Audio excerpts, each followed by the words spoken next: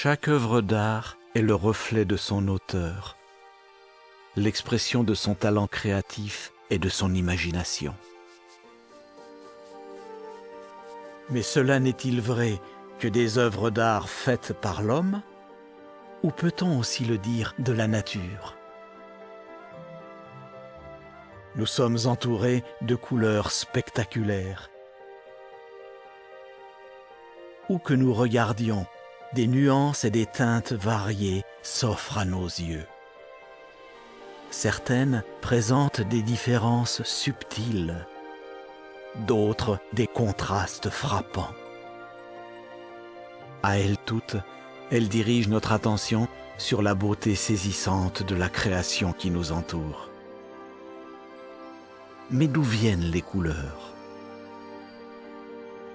La réponse tient à la nature de la lumière et à son interaction avec différentes surfaces. En général, la lumière paraît blanche à l'œil. Toutefois, cette lumière blanche peut en fait être décomposée dans toutes les couleurs du spectre visible, chaque couleur correspondant à une longueur d'onde différente. La plupart des objets contiennent des substances chimiques appelées pigments, qui absorbent certaines longueurs d'onde et en réfléchissent d'autres. C'est ce que chaque objet réfléchit vers notre œil qui provoque la merveilleuse diversité de couleurs que nous voyons. Parmi les plus belles couleurs que l'on trouve dans la nature, il y a celles qui résultent d'un phénomène appelé iridescence. Ces couleurs brillantes changent selon l'angle sous lequel on les regarde. Qu'est-ce qui est à l'origine de ces couleurs chatoyantes? Dans la plupart des cas, l'iridescence est due non à des pigments, mais à la structure bien particulière de la surface de l'objet. Les ailes du morpho, par exemple, sont recouvertes de minuscules écailles semi-transparentes. Chacune des écailles est constituée de fines couches de crénelures microscopiques, régulièrement espacées, et qui, elles aussi, portent des crénelures encore plus fines sur les côtés. L'espacement entre ces minuscules lamelles est inférieur à la longueur d'onde du spectre visible. Les lamelles décomposent donc les ondes de lumière, ce qui crée des interférences.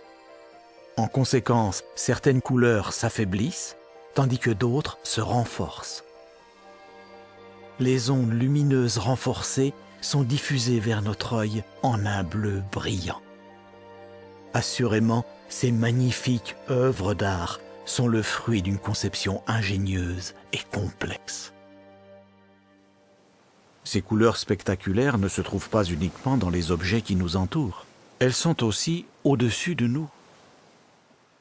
Quand il descend sur l'horizon, le soleil couchant pare le ciel de couleurs magnifiques.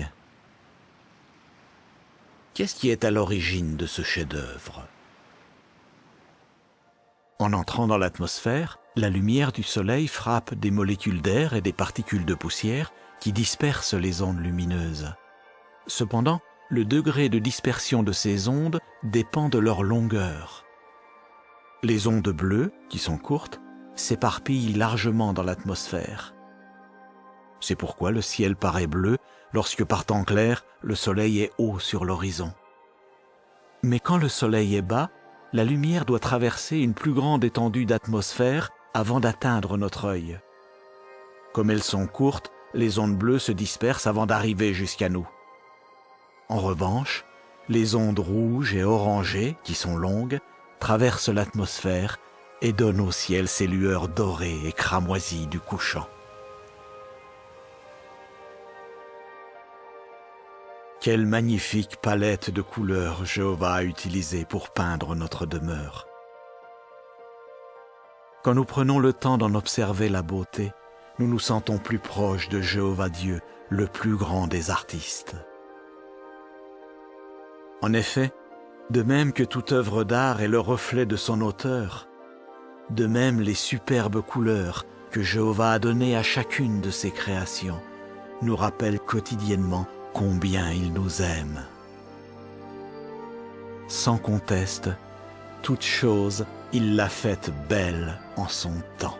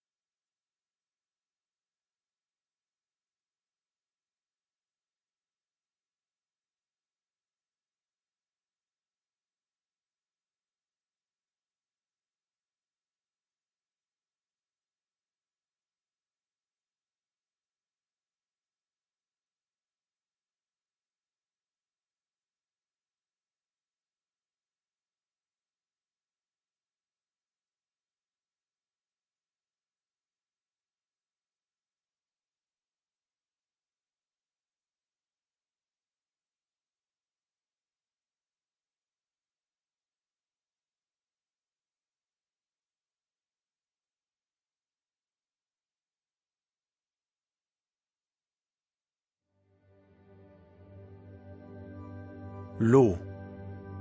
Depuis l'espace, c'est la caractéristique la plus frappante de notre planète. Partout où la vie existe, il y a aussi de l'eau. Et ce n'est pas une coïncidence, car chaque goutte d'eau a des propriétés extraordinaires qui sont essentielles à tous les organismes vivants. Le séquoia sempervirens, par exemple, peut dépasser 100 mètres de hauteur. L'eau, qui transporte les éléments nutritifs, doit arriver à s'élever depuis les racines jusqu'aux feuilles les plus hautes. Comment parvient-elle à vaincre la gravitation pour atteindre une telle hauteur? Voyons ce qui se passe lorsqu'on introduit un fin tube de verre dans un récipient d'eau. L'eau se met à monter dans le tube. Comment cela se fait-il? Comme nous l'avons vu, la molécule d'eau est polarisée. Un côté a une charge électrique négative, l'autre une charge positive. En conséquence, les molécules d'eau forment des liaisons hydrogènes avec d'autres molécules polarisées, comme les molécules de verre qui se trouvent juste au-dessus d'elles sur les parois du tube. Dans le même temps, les liaisons entre les molécules d'eau font monter la surface de l'eau en entraînant à leur suite les molécules qui se trouvent sous elles à la manière des maillons d'une chaîne.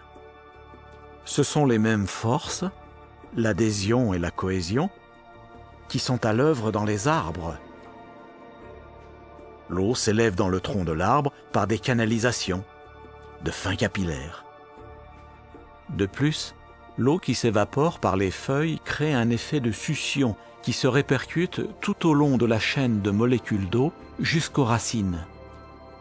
Ces forces combinées font s'élever l'eau, transportant des éléments nutritifs indispensables vers chaque branche, rameau, ramille et feuille. Ce processus étonnant est silencieusement à l'œuvre dans les végétaux, de la fleur la plus petite à l'arbre le plus grand. Ces végétaux fournissent ensuite nourriture et oxygène aux humains et aux animaux. Mais ce qui nous concerne le plus directement et le plus personnellement, c'est le rôle que joue l'eau à l'intérieur de notre corps. Composante du sang qui coule dans nos veines, du liquide dans lequel baignent nos cellules et de celui qu'elles contiennent, l'eau est par excellence le véhicule de la vie. Solvant puissant, elle dissout sel, matières minérales et autres éléments nutritifs, puis les transporte sous forme liquide pour nourrir nos cellules. Elle est aussi un réactif, essentiel à la digestion des aliments. Même les protéines, les composantes de base de nos cellules, entretiennent des rapports particuliers avec l'eau. Pour accomplir leur rôle, les protéines doivent se replier selon une structure tridimensionnelle bien précise. Or, ce processus est dirigé par d'infimes interactions entre la protéine et l'eau. Incontestablement, toutes les propriétés de l'eau ont été calculées avec précision pour entretenir la vie. Sans eau, nos cellules seraient aussi desséchées et mortes qu'un porc en plein désert.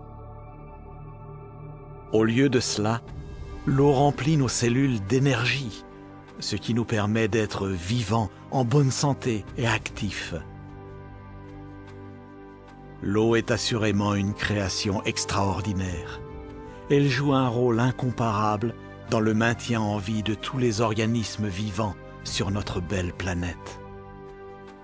À tous les niveaux, de la plus infime molécule aux immenses océans, l'eau est inextricablement liée à la vie.